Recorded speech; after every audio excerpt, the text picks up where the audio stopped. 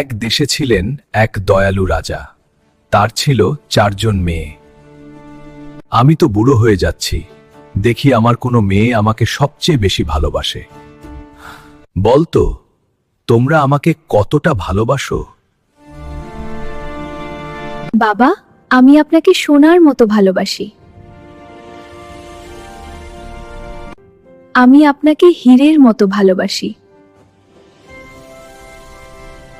আমি আপনাকে রাজ্যের চেয়েও বেশি ভালোবাসি। রাজা খুব গর্ব করলেন।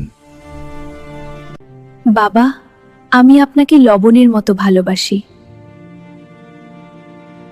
লবণ এত সাধারণ জিনিস! রাগে রাজা ছোট মেয়েকে রাজ্য থেকে বের করে দিলেন। কিছুদিন পর একদিন রাজপ্রাসাদে বড় ভোজ বসল, কিন্তু সব খাবার লবণ ছাড়া। এ খাবার এত বাজে কেন? মহারাজ, লবণ ছাড়া কি কোনো খাবারের স্বাদ থাকে? রাজা তখন বুঝলেন, লবণ ছোট হলেও সবচেয়ে জরুরি, ঠিক যেমন ছোট মেয়ের ভালোবাসা। রাজা সঙ্গে সঙ্গে মেয়েকে খুঁজে এনে বুকে জড়িয়ে ধরলেন। গল্পটি ভালো লাগলে লাইক ও সাবস্ক্রাইব করুন। ধন্যবাদ।